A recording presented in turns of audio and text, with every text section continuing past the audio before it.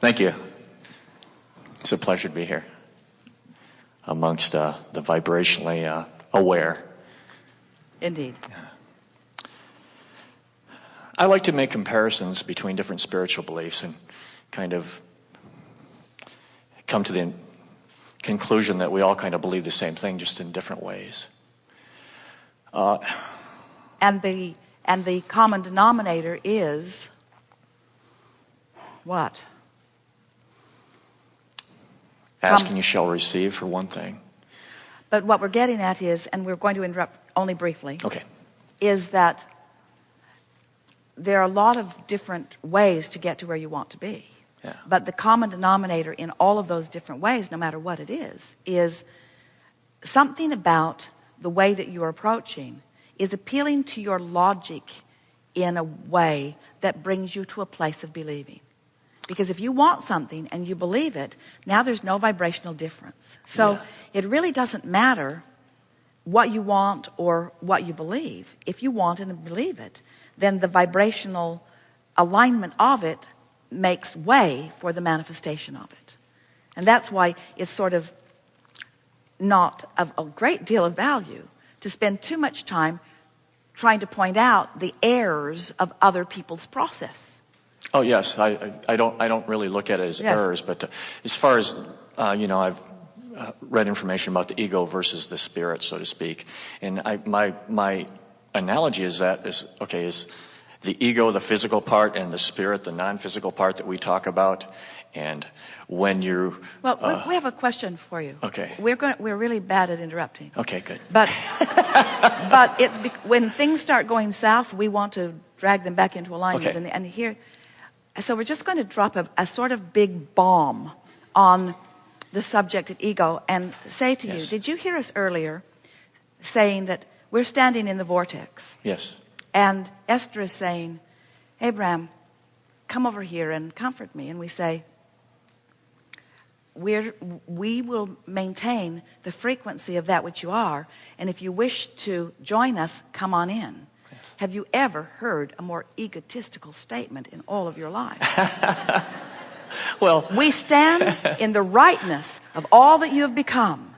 And we will deviate from that rightness, not an iota, not a particle, not a frequency, not anything. We will stand in the fullness of who you are. And if you are to be in vibrational alignment with that which we are, then you got to come to where we are.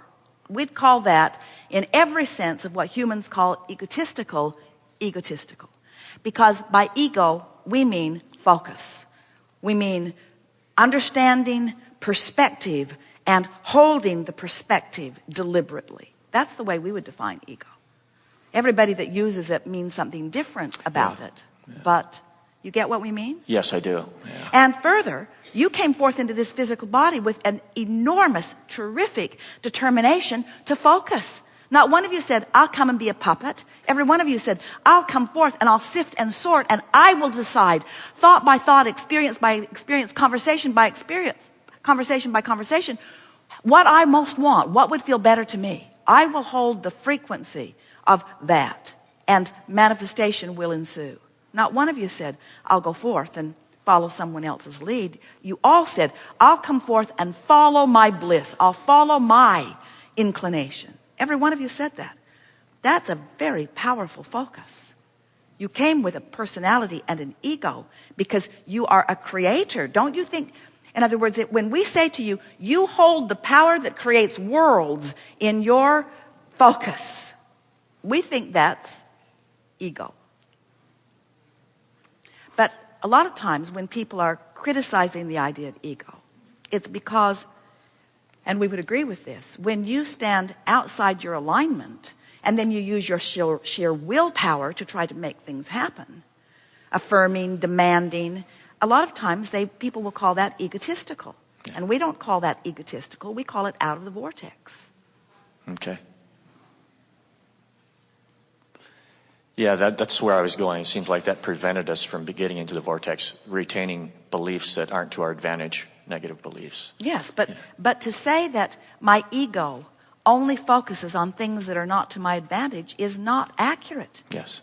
In other words, do you really divide your ego in half? And sometimes you focus it out of the vortex, and so you call it egotistical. And sometimes you focus it in the vortex, so you call it spiritual. Let's call it focus, out and in, out and in, out and in. Let's call it guidance.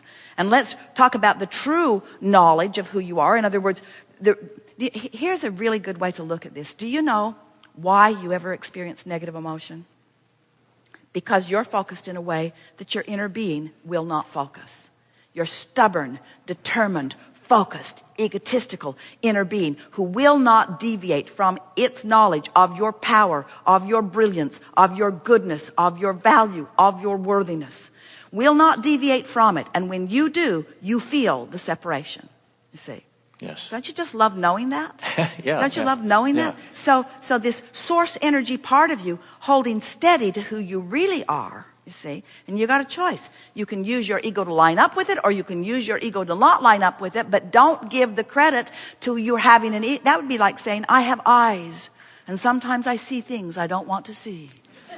I should poke out my eyes. I should extinguish my eyes. One time I tasted something that was so nasty, I spit it out. I should not have taste buds. Tears. And we say, just use your focus, use your ego, use your ability to perceive in a way that serves you, you say. Yes. Okay. Helpful? Yes, very. Enough?